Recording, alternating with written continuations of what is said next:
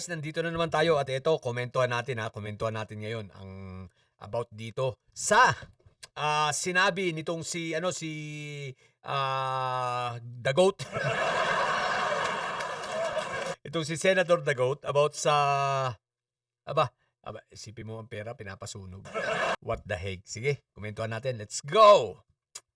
Liwanag ito at para saan itong ganitong panukala? Baka maapektuhan ba ang publiko nito o yung mga kurap lang ang maapektuhan nito? Alam niyo po, ito po kasi ay galing sa wild imagination ko. Patay tayo dyan. Galing sa wild imagination. Patay tayo dyan. Basta ito si The Goat, no? Puro galing sa wild imagination kapag ito ay merong mga gustong sabihin sa Senado o gustong gawin. Puro si wild imagination eh. Alam nyo na, ang ibig ko sabihin, yung kaberdehan ng isip nito. Umiiral na naman no? What the heck? Dahil nung minsan po ako'y nakaupo sa plenaryo, nanonood ako dun sa monitor. Alam naman talaga ginagawa mo ron eh. Manood, kumain, ngumuya, wala ka namang pinagagagawa talaga. Di ba? Magtataka pa kami? Hindi mo na kailangan sabihin yun, The Goat. Alam na namin yun. Pinakita ng Senado yung mga sangkot sa flood control na nag-surrender ng pera. Okay. Nag-surrender doon ng pera. Sige.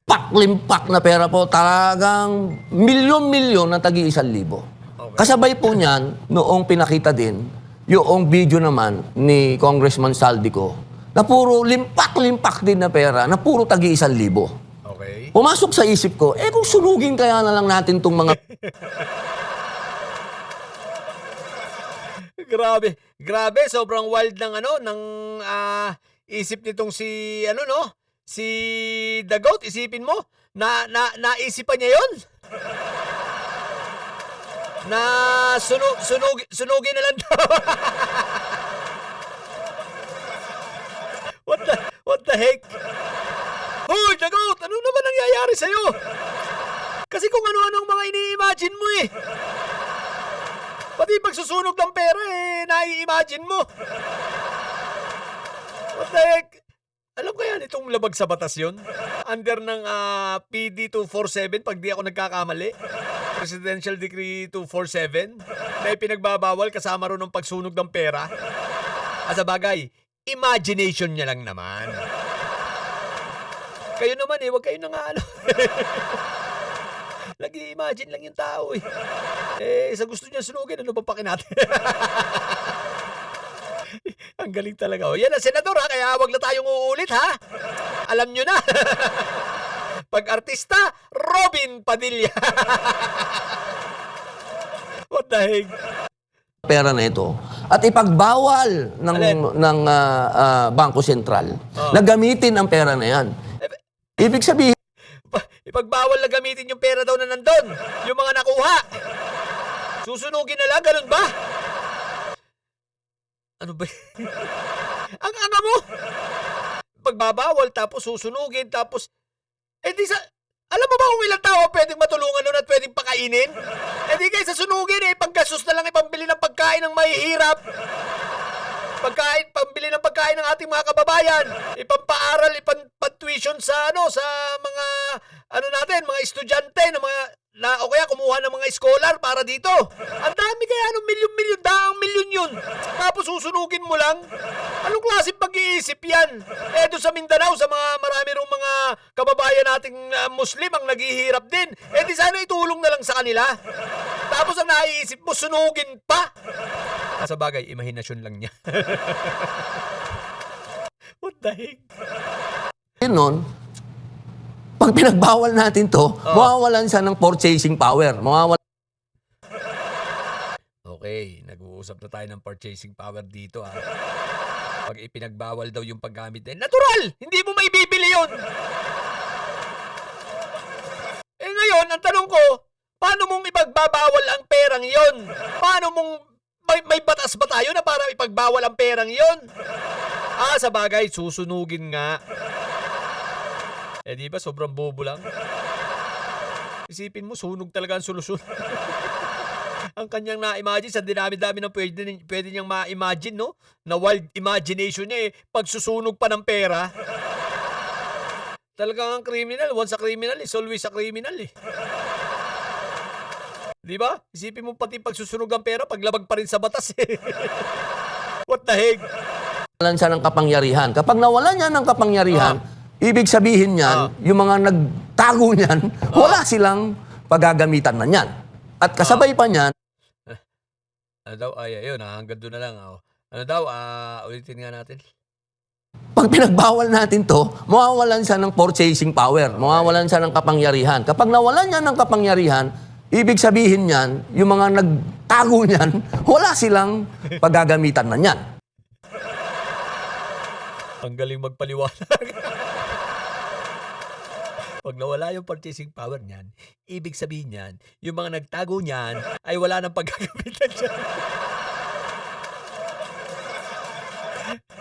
kaya dapat sunugin na lang. Paano nga? Ang bobo, isinurrender na nga. Paano bang magagamit ng mga nagsuko? Naisurrender na nga. Diba? Ngayon, kung hindi, ang pinasusunog niya kasi guys eto ang ipinasusunog ay yung mga isinurrender. Sa bagay, paano mong susunugin kung hindi naman, kung wala naman sa tawag nito, hindi hawak ng BSP. Tama naman siya ron. Kaya ang pinasusunog niya yung mga sinurrender. Ang tanong ko, paano naman gagamitin yun kung naisurrender na? Paano gagamitin nung nag-surrender? Di ba ang ganda ng paliwanag dito ni The Goat? Grabe yan. Mawawalan na raw ng purchasing power. Paano mawawalan ng purchasing power? Natural, wala na talaga purchasing power. Yung isinurrender na Paano bang magagamit yun nung nag-surrender? Paano pa niyang maibibili yun kung hawak na ng BSP? Ang ibig mo bang sabihin, The Goat? Kailangan, pag hawak ng BSP, ibig sabihin, tsaka susunugin? Sa bagay, yun nga ang sinabi mo, di ba? Sunugin, dahil wala ng purchasing power. Ang ubob mo! Yung point na pagka-surrender, ibig sabihin, wala na sa kapangyarihan nung nag-surrender na gamitin pa yung pera kasi nga, sinurrender na. Hindi na nila hawak yung pera. Paano pa magkakaroon ng purchasing power para sa perang yun, yung taong nag-surrender? Natural, wala na. Automatic na yun. Kailangan pa bang i-memorize yan o sadyang up-up lang ito? Di ba? Pati paliwanag sablay Isipin mo, mawawalan daw ng purchasing power. Paano pa nagkaroon ng purchasing power? Yung sinurrender na nga. Ang purchasing power ng tao ay doon lang sa kakayanan mong ibili yung perang hawak mo. Again perang hawak mo. Paano mong ibibili ang isang pera na hindi mo naman hawak? Ano ka, scammer? What the alam nyo na mga kababayan ko, wag nang boboto ng artista. Dahil pag artista, Robin Padilla. Pag Robin Padilla, matik na! Ay, Diyos ko po, Rudy. Talagang galing na galing siya sa sarili niya rito sa interview. SM na yan, nag-i-interview pa, isa parang up-up. Ewan ko ba sa mga ito? Yun lang. Sunugin daw yung pera. Ay naku, mapapamura. Papakamot na lang tayo dito kay, kay The Goat Ay naku, sa mga bubong didilis dyan at may sayad, ang tatay nyo ay karton. Manatili kayo mga bobot may sayad sapagkat ang may sayad ay lagi high blood. Bye!